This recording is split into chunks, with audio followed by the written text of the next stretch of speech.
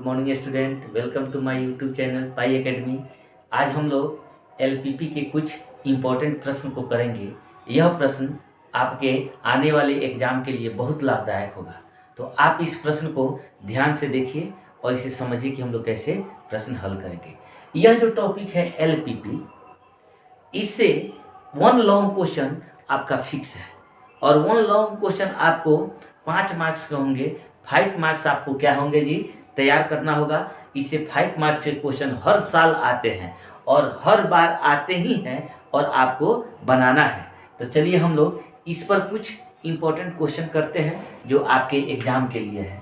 तो question number 1 मैं लिख दिया हूँ, maximise z is equal to 3x plus 4y subject to constraints x plus y less than equal to 4, x is greater than equal to 0, y is greater than equal to 0। तो LPP से आपको दो तरह के ही प्रश्न पूछे जाते हैं। एक, या तो मैक्सिमाइज कीजिए या तो मिनिमाइज कीजिए। मैक्सिमाइज का अर्थ हुआ या तो अधिकतम मान निकालना होगा और नहीं तो न्यूनतम मान निकालना होगा। तो इस प्रश्न को हल करने के लिए थोड़ा सा आपको ग्राफ की चर्चा करना पड़ता है। तो इस सब्जेक्ट को, इस प्रश्न को हल हम यहाँ लिखेंगे कैसे, सॉल्यूशन गिवन लिखेगा, given z is equal to 3x plus 4y। क्या दिया हुआ है जी, z is equal to 3x plus 4y और सब्जेक्ट टू द कंस्ट्रेंट्स है क्या जी, x plus y less than equal to 4, x is greater than equal to 0, y is greater than equal to 0। तो अब हम क्या कर रहे हैं, देख रहे हैं कि ये जितने प्रश्न में सब्जेक्ट टू द कंस्ट्रेंट्स दिया हुआ है यह आपका इन इक्वेशन है। क्या है, इन इक्वेशन। तो अब हम इस इन इक्वेशन को इक्वेशन में बदलेंगे। तो देयरफॉर यह जो इन इक्वेशन है x plus y is equal to 4, ये लेस देन इक्वल टू था ना जी, तो इसे हम लोग क्या मानेंगे जी, x plus y is equal to 4, इसे मानेंगे इक्वेशन 1। अब इस 1 को और x is greater than equal to 0, y is greater than equal to 0, इसका अर्थ हुआ x का मान हमेशा पॉजिटिव होगा, y का मान हमेशा पॉजिटिव होगा। तो आप सब आदमी जान रहे हैं कि x पॉजिटिव और y पॉजिटिव कहाँ होता है जी, फर्स्ट क्वाड्रेंट में। तो इस इक्वेशन में आपने इस इन इक्वेशन को इक्वेशन बदल दिया। आप x इज इक्वल टू 0 भी लिख सकते हैं और y इज इक्वल टू 0 भी लिख सकते हैं। यहाँ x is equal to 0 equation 2 इसे लिख सकते हैं, y is equal to 0 equation 3। अब हम क्या करेंगे, समीकरण 1, 2 और 3 का क्या करेंगे जी, ग्राफ प्लॉट करेंगे। तो हम इसमें ऊपर वाले को मिटाते हैं और इसी का ऊपर ग्राफ हम लोग कैसे प्लॉट करते हैं उसको देखिए। इसमें होता क्या है, ग्राफ प्लॉट करने के लिए हम लोग को करना क्या होता है कि सिंपल जो इक्वेशन दिया गया है उसे इंटरसेप्ट फॉर्म में बदलते हैं। तो इंटरसेप्ट फॉर्म आप देखे होंगे, यहाँ थोड़ा सा मैं रफ में बता रहा हूँ। यहाँ इक्वेशन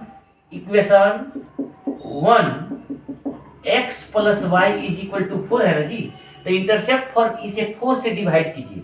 तो x by 4 plus y by 4 is equal to 1 होगा क्या, होगा। अब इसका कंपेयर हम करेंगे x by a plus y by b is equal to 1। तो यह एक इंटरसेप्ट फॉर्म है। इसमें a x अक्ष का निर्देशांक होता है और b y अक्ष का निर्देशांक होता है। तो यहाँ x by 4 y by 4 is equal to 1, therefore यहाँ a का निर्देशांक निकला 4 0 और b का निर्देशांक क्या निकला जी, 0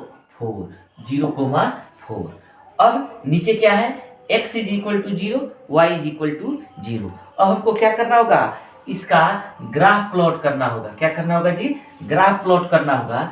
तो ग्राफ आप कैसे प्लॉट कीजिएगा, पेज के दाएं तरफ जो पेज होगा उसमें दाएं तरफ हम क्या करेंगे, ग्राफ प्लॉट करेंगे। तो ग्राफ प्लॉट करने के लिए हम सिंपल एक्सिस को दिखाएंगे। किसको दिखाएंगे जी, एक्सिस को दिखाएंगे। इस एक्सिस में यहाँ तो आपका ओरिजिन होगा ही और यहाँ देखेंगे आपका जो निर्देशांक निकला 4 0 0 4 है। तो x का महत्तम मान 4 है और y का भी महत्तम मान क्या है जी, 4 है। तो इसे हम अपने हिसाब से 1 2 3 4 5 उसी तरह 1 2 3 4 हम बांट देंगे। तो इससे इस लाइन का ग्राफ खींचेंगे तो हम इसे खींच दिए इस प्रकार कि यह हो गया आपका ए का निर्देशांक 4 0 और यह हो गया बी 0 और 4।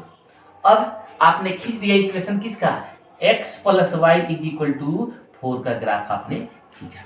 अब देखिए x पॉजिटिव है और y भी पॉजिटिव है तो यहाँ का निर्देशांक तो 0 0 होगा।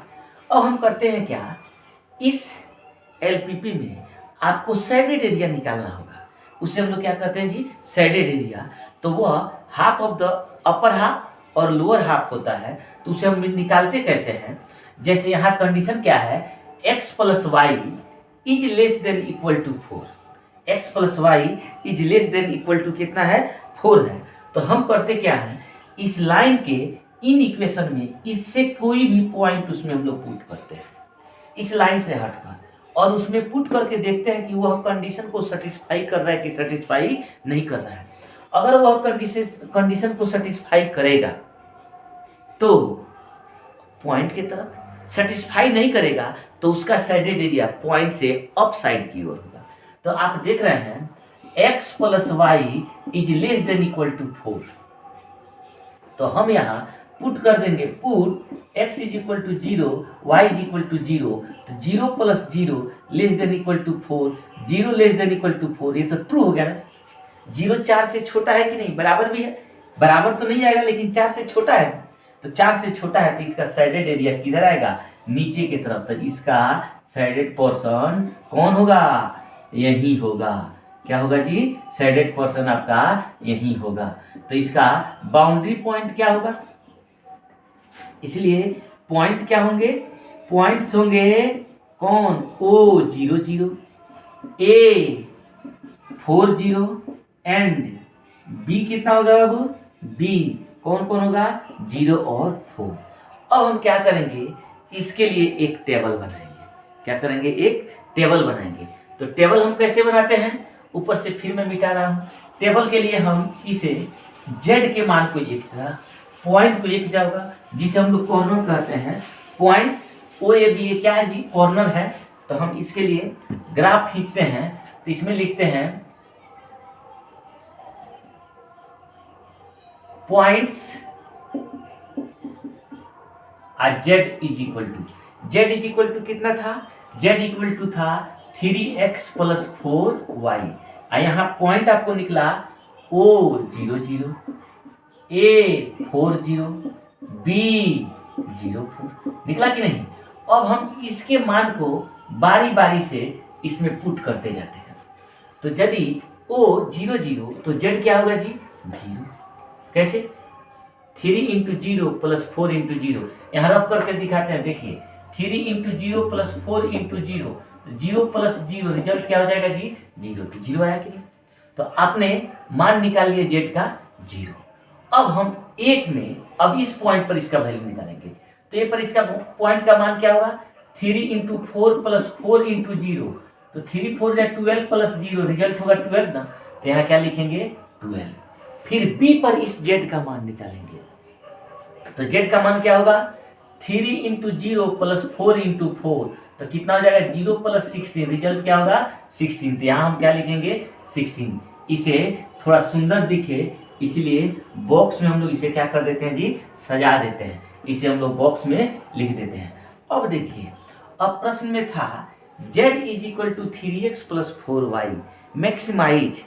तो अब आपको देखना होगा कि यह z का मान है किस कॉर्नर पॉइंट पर, इसे कॉर्नर पॉइंट भी कहते हैं। क्या कहते हैं जी, कॉर्नर पॉइंट भी कहते हैं। किस कॉर्नर पॉइंट पर उसका वैल्यू महत्तम है, अधिक है, वही मान आपका मैक्सिमाइज होगा और वही उच्चतम मान होगा। तो आप देख रहे हैं कि आपका यहाँ जो z का मान है वह क्या है जी, मैक्सिमम है। क्या है, z का मान आपका मैक्सिमम है। तो हम नीचे हिंट में लिख लेंगे, सिंस z इज मैक्सिमम या maximise, z is maximise at point b, किस पर जी, 0 और 4 पर, अर्थात hence z is maximise at the point b 0 4। किस पर मैक्सिमाइज हो रहा है? 0 और 4 पर। 0 और 4 पर मैक्सिमाइज एट द पॉइंट या at the corner point b 0 4 इज कितना? 16। यही आपका क्या होगा जी? आंसर होगा। तो मुझे विश्वास है कि आपको यह प्रश्न समझ में आया होगा। तो एलपीपी से यह लॉन्ग क्वेश्चन है, थोड़ा सा और इसमें भाषा को भी ऐड कर सकते हैं कि ओए का डिस्टेंस या वो भाषा आपको यूज करने की ज़रूरत नहीं है। आप इसी तरह सिस्टमेटिक ढंग से बनाइए और लास्ट में आंसर में जरूर लिखिएगा कि किस पर मैक्सिमाइज हो रहा है। इसी प्रश्न में प्रश्न वही रहता, केवल कह देता कि minimize z is equal to 3x plus 4y minimize, तो इसमें आपका आंसर 0 हो जाता। वो किस बिंदु पर जी? 0 0 पर। तो इस प्रश्न को हम लोग ने मैक्सिमाइज करके बनाया। तो चलिए हम एक और क्वेश्चन को देखते हैं, इससे रिलेटेड एक प्रश्न को और देखते हैं। देखिए क्वेश्चन है मिनिमाइज। अभी जस्ट इसके पहले वाला प्रश्न था मैक्सिमाइज, इसमें आ गया मिनिमाइज। कितना? z is equal to -3x plus 3y और सब्जेक्ट टू कंस्ट्रेंट्स है कितना? x plus 2y less than equal to 8, 3x plus 2y less than 12, x is greater than equal to 0, y is greater than equal to 0। देखिए इस प्रश्न को आप स्वयं बनाइए, इस वीडियो को रोकिए और आप इसे अपने मन से कैसे जल्दी बनाएंगे उसको बनाने का प्रयास कीजिए। देखिए तो देखिएगा आप कैसे बना रहे हैं। हम तो अभी इसका सॉल्यूशन दिखा रहे हैं कि देखिए इसका सॉल्यूशन आप कैसे करिएगा। तो दिया क्या है बाबू? गिवन z बराबर क्या है? -3x plus 3y। z कुछ भी होगा वो रिलेशन होगा, लेकिन आपका निर्भर करेगा किस पर जी? कंस्ट्रेंट्स जो है उसी पर आपका प्रश्न निर्भर करेगा। और इक्वेशन क्या है? x plus 2y less than equal to 8 और 3x plus 2y less than equal to 12, x is greater than equal to 0, y is greater than equal to 0। यही ना है। तो इसे देयरफॉर ये सब इन इक्वेशन है। तो इस सब्जेक्ट टू द कंस्ट्रेंट्स को हम इक्वेशन में बदलेंगे कैसे? x plus 2y is equal to 8 equation 1, 3x plus 2y is equal to 12 equation 2, फिर x is equal to 0, y is equal to 0, 3 और 4 आप दे सकते हैं, उसमें कोई दिक्कत नहीं है। अब हम क्या करेंगे? इक्वेशन 1 का डायग्राम खींचेंगे। तो इक्वेशन 1 का डायग्राम खींचने के लिए आप सबसे पहले उसे क्या कर लीजिए? दोनों प्रकार से x का मान रखिए, y का मान निकलेगा, y का मान रखिए, x का मान निकलेगा। लेकिन उतना करने की जरूरत नहीं है, सीधे आप उसे इक्वेशन 1 को क्या कर दीजिए? इंटरसेप्ट फॉर्म में बदल दीजिए, या इक्वेशन 2 को। एलपीपी कभी भी सोल्व कीजिएगा ना, तो इन इक्वेशन को इक्वेशन में बदलिए और उसका ग्राफ खींचने के लिए हम लोग इंटरसेप्ट फॉर्म में उसे ट्रांसफर कर देते हैं। तो क्या होगा जी? फ्रॉम इक्वेशन 1 वी गेट क्या है? x plus 2y is equal to 8 है ना, x plus 2y is equal to 8। आपको करना क्या होगा? 8 से डिवाइड करना होगा, that imply x by 8 plus 2y by 8 is equal to 1। अब देखिए x by 8 plus y by 4 is equal to 1। अब आप इसे कंपेयर कीजिएगा किससे? x बाई a, इसका compare x by a plus y by b is equal to 1 से। Therefore coordinate of the points क्या होगा जी? कोऑर्डिनेट ऑफ द एक्सिस क्या होगा? a 8 0 एंड b क्या होंगे? 0 4।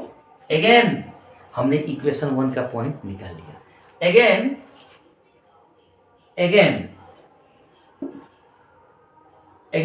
फ्रॉम इक्वेशन 2 वी गेट क्या होगा?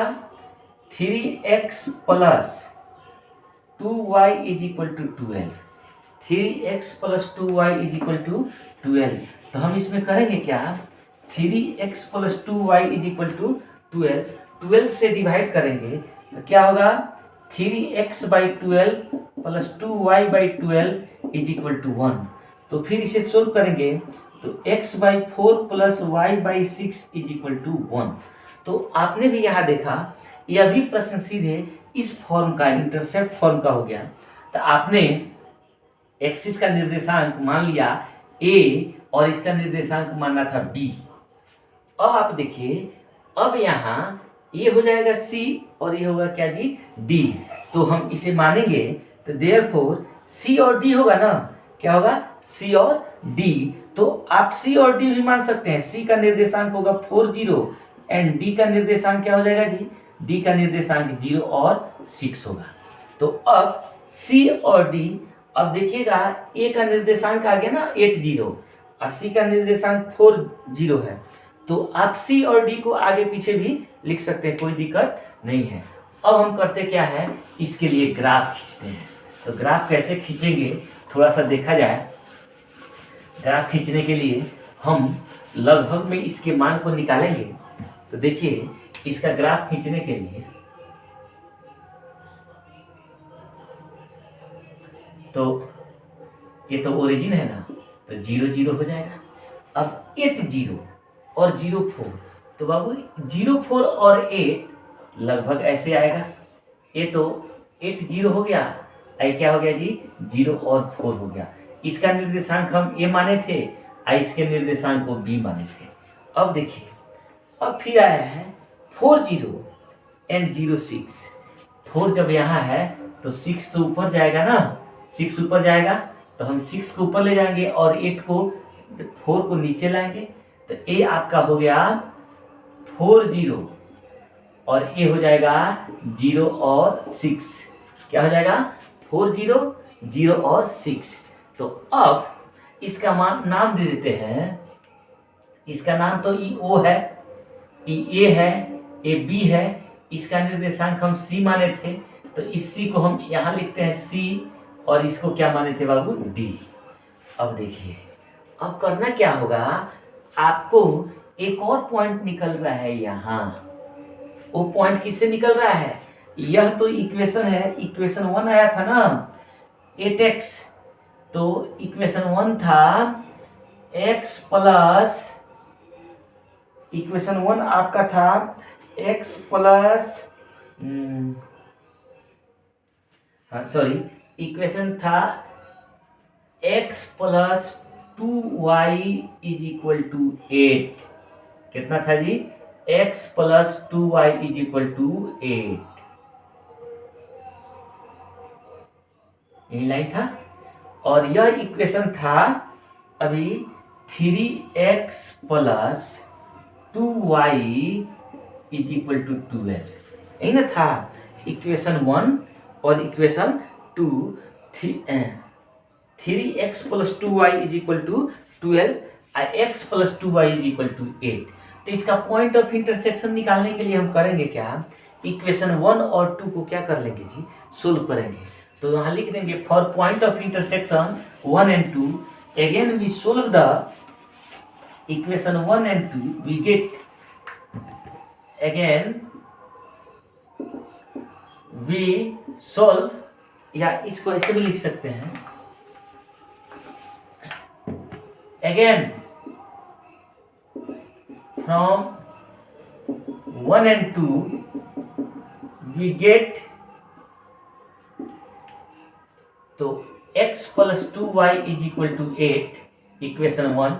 दूसरा क्या है बाबू, 3x plus 2y is equal to 12 equation 2। दोनों को जब सोल्व करना है तो हमको मान निकालना है ना, तो क्या कर लेंगे, 1 सबट्रैक्टेंड 2, तो x plus 2y is equal to 8 और 3x plus 2y is equal to 12 घटाएंगे तो यहाँ माइनस, यहाँ माइनस, यहाँ माइनस कट जाएगा, minus 2x is equal to minus 4, therefore x is equal to 2। x का मान आपने निकाल लिया, x का मान कितना निकाला जी, 2। पुटिंग द वैल्यू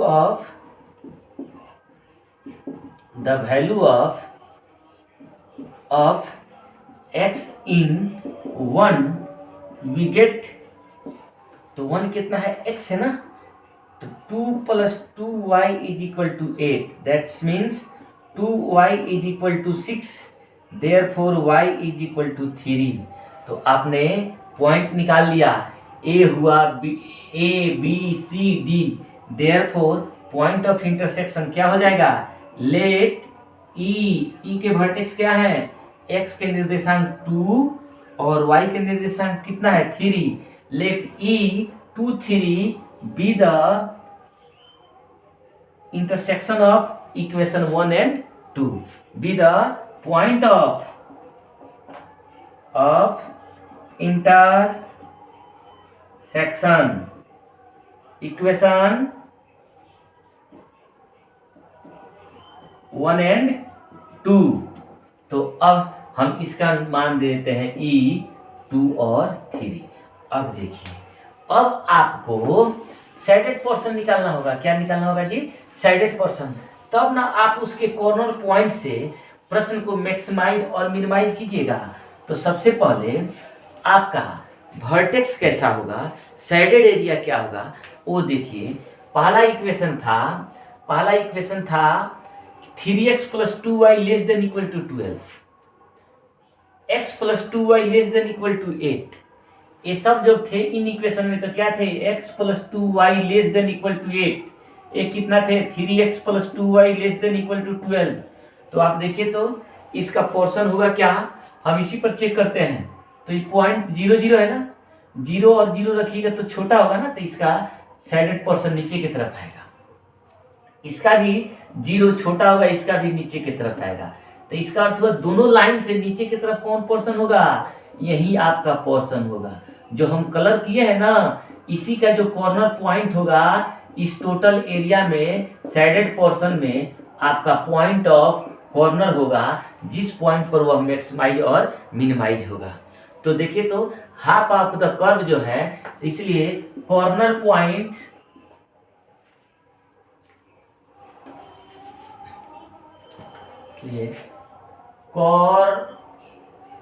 एक मिनट बाबू, इसको हम मिटाते हैं थोड़ा सा फिर again.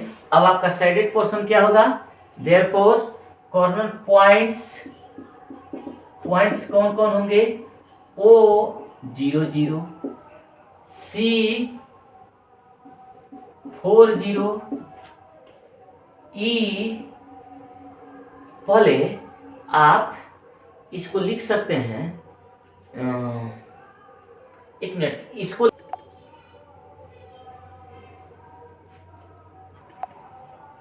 Points O 0 0, C 4 0, E 2 3 and B 0 4 be the bounded point। Therefore अब हमको बाउंडेड पॉइंट हो गया ना, तो इसके बीच का हमको क्षेत्र निकालना है। तो यहाँ कॉर्नर पॉइंट का हम क्या निकालेंगे जी, यहाँ पॉइंट्स लिखेंगे टेबल में, और यहाँ लिखेंगे जेड। क्या लिखेंगे, जेड। तो आप सब आदमी जान रहे हैं जो जेड का मान था, जेड था Z is equal to -3x + 3y, और आपका पॉइंट्स निकल गए O 0 0, C 4 0, E 2 3, B 0 4। अब हमको z का मान निकालना है। तो इस पॉइंट में z के मान को निकालने के लिए देखिए तो 0 0 पर तो 0 आएगा, 4 पर देखिए तो -12 आएगा, 2 3 पर देखिए तो -6, और 3 3 या 9, ये 3 आएगा ना जी। 3 2 या 6 और 3 3 या 9, 9 से 6 को सब्ट्रैक्ट करेंगे तो 3। अब 0 4 पर देखिए क्या आएगा, 0 और 4 पर यह आएगा 0 और 4 कितना 12। क्या आ जाएगा जी, 0 और 4 12 होगा। इसे हम सुंदर दिखने के लिए क्या कर देंगे, बाउंड्री से मिला देंगे। तो आपका x पॉजिटिव है है और y क्या है जी, पॉजिटिव है है। अब उसमें कहा जा रहा था प्रश्न था मिनिमाइज। क्या था जी प्रश्न, मिनिमाइज। तो मतलब छोटा कौन है, तो देखिए तो एक पॉइंट का मान है 0, एक का मान है -12, एक का मान है 3, एक का मान है +12, तो इसमें सबसे छोटा कौन है? सबसे छोटा -12 है, जो आपका मिनिमाइज है। क्या है? Minimise. z is equal to कितना? -12। तो लिख देंगे hence z is equal to -3x + 3y is minimise at the point C40 is कितना? Is -12 answer. वही आपका क्या होगा जी? आंसर होगा। तो यह था मेरा LPP का कुछ इम्पोर्टेंट प्रश्न। तो फिर हम लोग अगले वीडियो में मिलते हैं, तब तक के लिए इतना ही। धन्यवाद।